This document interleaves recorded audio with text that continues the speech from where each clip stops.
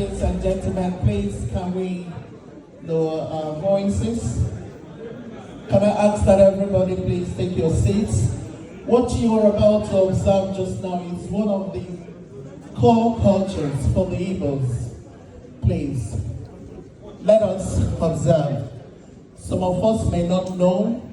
Events like this you learn. Yes? Let's learn how we do it in a burial setting. The way we do it in weddings or housewarmings is quite different from the way we carry it out in funeral setting. So please, I'm going to hand the microphone over to Ezeudo Enugwukunomonri to carry us on this. Ezeudo,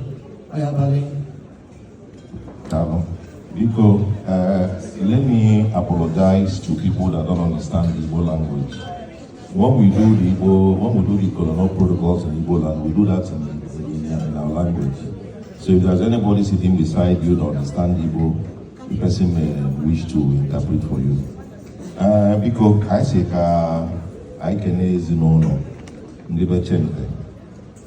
Gunsuwana Batani, Magifemalo, 19 working. Obuno Baikano, Obuno Ozu, Onyakatagaru, Asino Ozu, Manankabo Ozu, Anyamili, Nyabuna, Yabeloka Hengoria, Anyamilika in the Vicho Mai. Ngasina, because Pebana and Lefe, I know Kabife. Afum Kande, sunshine, you are Chelo Moji. When an origin is not Jesuits. Oje with the room they sa. Oh, my candy never go to Namuta. If they did charge in an Igbo, on a day, no, Iche, no, Icha Sato, Iche in our war. Yeah, on our money here, who were in on our money here.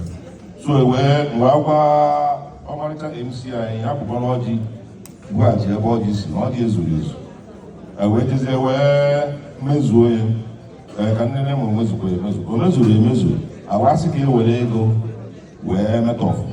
Insan ọ dịkwa ma ha nọkwa ọfụma kama na ọrụ ọrụ ka anyị bịara n'ụlọ ga-adọkwa ka unu were ego unu ezuru anara ya a na-ego ọjị nke a na-agba ozu so emeka ọfụ egwu biko bịa ka ị were ego ọjị gị kama unu emezi n'otu abụsị ọzọ unu amụtago ndị sọsha na-ekene m unu emeka bịa ka ị were ego ọjị gị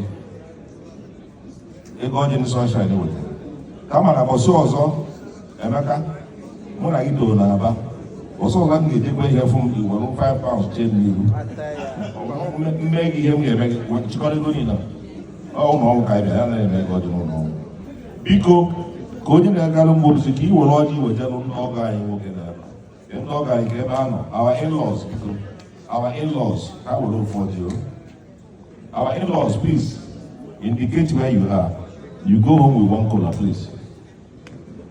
Do we have traditional men? Inyego onye ka ụkọchukwu kwuru okwu bịara anya bịara ụkọchukwu nwere nso ọsịsọ biko biko gbu nne n'anya na-afụ ka esi eme ibuziela ọjị bujielu ndị sunshine maka ka m bịa n'ebe a na-enyi ozu fụ ka ha si agbagharị mana ha arụkọ ọrụ a ga-ebuje ndị sunshine na ọjị ka ha wepụ ọjị ọnwụ na ọjị ka dị ndị sunshine were ebụọ maka na anyị Igbo juru ofu ike etu apụ ngwa jee na sunshine ka ndị sunshine wepụ ọjị ọjị anya na-agacha mmadụ niile mana ọbịa Ezeudo na-aga ọjị mụ na ịyọ m onye be m yikwanụ ọ nne mmọnwụ ka ọ wụ na naanị so mma asị ka ewepụta ofu ọjị maka na anyị na ha ka na-anọ a sị ha na nwaanyị ama eti aka na efere m so mma ewepụrụ ya wee nye bịa ka m wepụrụ ebe m owe onye ochichi ọzọ na ebe a ngwa ka m wepụrụ ebe m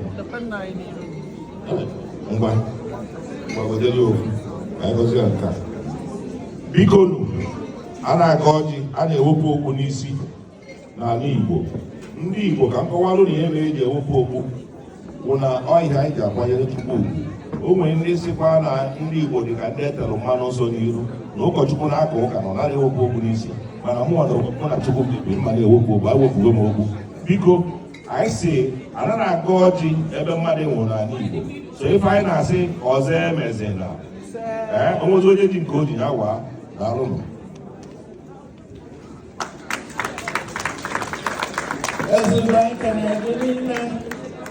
On behalf of Nene Nana Baisigi Dalo, Dalo, Ukuji Bia, King Gina, Gakiama, the sunshine I can Barono, Akoja, no weapon, on behalf of everybody. Dalo Marine. Ladies and gentlemen, please, let's sit tight and enjoy ourselves. The wife of our brother said she wants to bid her husband farewell in a very grand style, and that is what we are doing today. If you know this couple, you know they do something small. Their wedding was talk of the town, both home and abroad. Yes, everything they do, difference they did there. So today we've come.